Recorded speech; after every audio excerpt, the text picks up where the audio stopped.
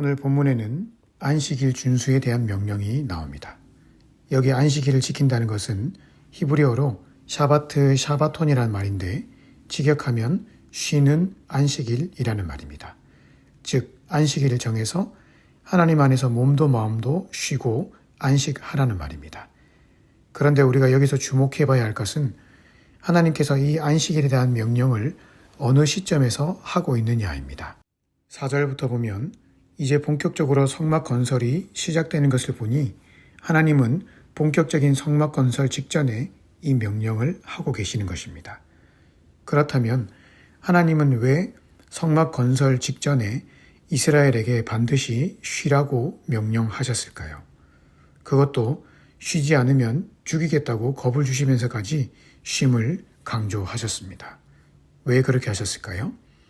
여기에는 성막을 통한 재창조라고 하는 여러 가지 신학적인 의미도 담겨 있지만 그런 복잡한 것은 여기서 생략을 하고 저는 오늘 아침 이 안식일과 관련된 가장 단순하고 어찌 보면 가장 중요한 의미를 깊이 묵상해 보았습니다.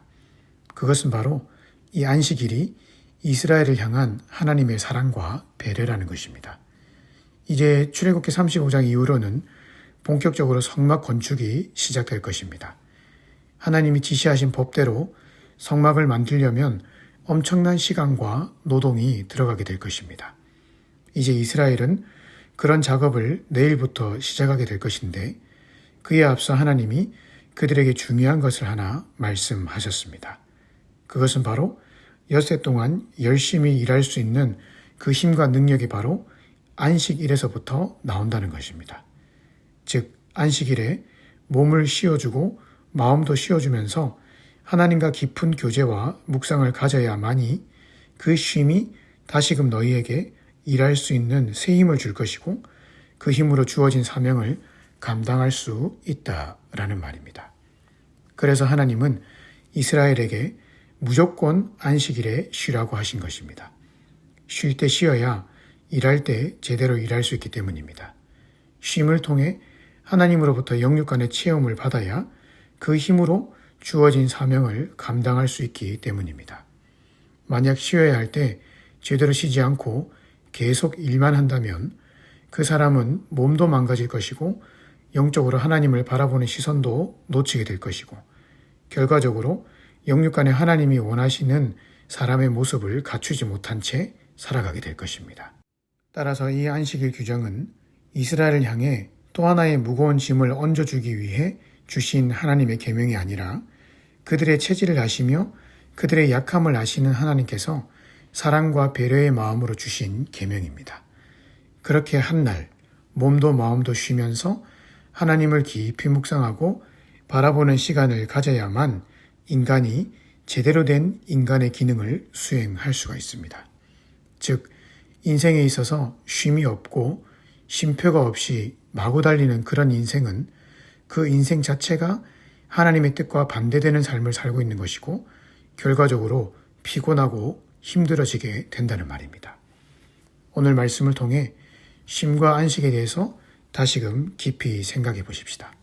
어떤 사람은 한번 사는 인생 보람차고 힘있게 살아가자라고 하면서 자신에게 있는 에너지를 120% 발휘하며 살려고 합니다. 물론 그렇게 열심히 살려고 하는 자세를 뭐라고 할 수는 없겠지만 그렇게 목표를 설정하고 살면 그 목표를 이루기 위해 자신을 들들 볶게 되고 그 목표가 이루어지지 않을 때는 머리를 쥐어뜯으면서 더 자신을 채찍질하며 더 열심히 달리도록 자신을 몰아붙입니다. 하지만 인간이 만약 기계로 만들어졌다면 그렇게 열심히 몰아붙여도 상관이 없겠지만은 하나님은 우리를 기계로 만들지 않고 인간으로 만드셨습니다. 그렇기 때문에 자신을 항상 들들 볶고 머리를 쥐어뜯으면서까지 너무 몰아붙이며 살다 보면 반드시 탈진하는 날이 오게 되고 하나님이 나에게 주신 사명을 제대로 이루어 보지도 못한 채 중도에 하차하게 되는 경우가 생깁니다. 그래서 정신과 의사 이근우 교수는 그의 책에서 최선으로 살지 말고 차선으로 살자라고 했습니다. 그래서 그분은 자신이 쓸 수 있는 에너지가 100이라고 한다면 그 중에서 70%만 쓴다고 합니다. 그리고 나머지 30%는 쉼을 통해 남겨둔다고 합니다. 그러니 오히려 그 30%에 남겨둔 힘 덕분에 더 주어진 사명과 일을 잘 감당할 힘을 얻게 된다고 말했습니다. 쉴 때 쉬는 것이 바로 지혜입니다. 무조건 앞만 보고 달리는 것은 잘하는 것도 아니고 지혜도 아니고 심지어 하나님이 원하시는 뜻도 아닙니다. 하나님은 우리가 일과 쉼을 조화롭게 가지며 살기를 원하십니다. 너무 몸이 지쳐서 힘들고 정신도 여러 가지로 복잡하다면 과감하게 모든 것을 잠시 내려놓고 가족들과 여행을 떠나는 것도 좋은 방법입니다. 때로는 일상을 다 내려놓고 휴가를 떠나는 것이 우리의 삶에 굉장한 활력과 기쁨을 주기도 합니다. 만약 기회가 된다면 이 깊어져가는 가을에 그런 시간을 반드시 가져보기를 권면드립니다. 하지만 우리의 진정한 쉼과 안식은 그런 것으로 다 채워지지 못합니다. 왜냐하면 그런 쉼과 여행, 휴식은 우리 육신과 정서에 잠시의 안식을 줄 뿐 마음 깊은 곳에서부터 주어지는 참된 안식을 주지 못하기 때문입니다. 사실 사람이 제대로 쉰다는 것은 육신이 쉰다는 것보다는 마음과 영혼이 편히 쉬어야 제대로 쉬는 것입니다. 그 안식은 바로 예수님 안에 있습니다. 마태복음 11장 28절에 수고하고 무거운 짐진 자들아 다 내게로 오라. 내가 너희를 쉬게 하리라. 여기 쉬게 한다는 것이 바로 안식과 동일한 말입니다. 그리고 마태복음 12장 8절에서 예수님은 인자는 안식일의 주인이다 라고 말씀하셨습니다. 즉 창조 이후에 있었던 그 안식, 그리고 오늘 본문의 안식일 제도를 통해 구약 이스라엘 백성에게 하나님이 주시고자 했던 바로 그 안식이 예수님 안에 있다라는 말입니다. 그래서 오늘 우리가 예수 십자가의 피를 깊이 묵상하고 그 예수님과 깊은 사귐을 가지기 위해 말씀과 기도의 자리로 나아가면 바로 그곳에 진정한 안식이 있고 진정한 평안이 있다라는 것입니다. 그리고 그 예수님 안에서 그런 안식의 시간을 가질 때에 그때야 비로소 다시금 내 삶에 주어진 사명들을 감당할 힘이 생긴다라는 말입니다.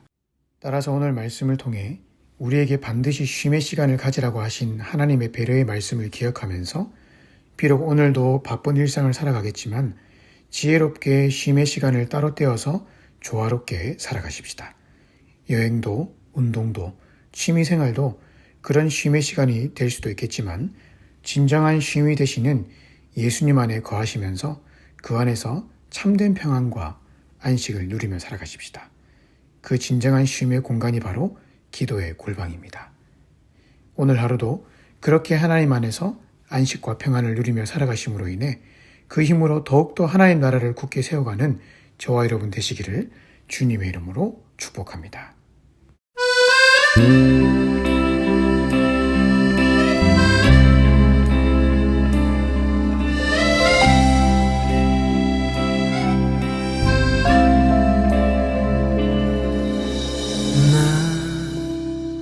비로소 이제 깊고 넓은 바다 간다. 두려움에 떨고 있는 내 손을 주는 결코 놓치지 않으셨다. 나 비로소 이제 폭풍우를 뚫고 간다. 비바람에 흔들리는 나약한 나를 잡아주시는 그분은 나의 주.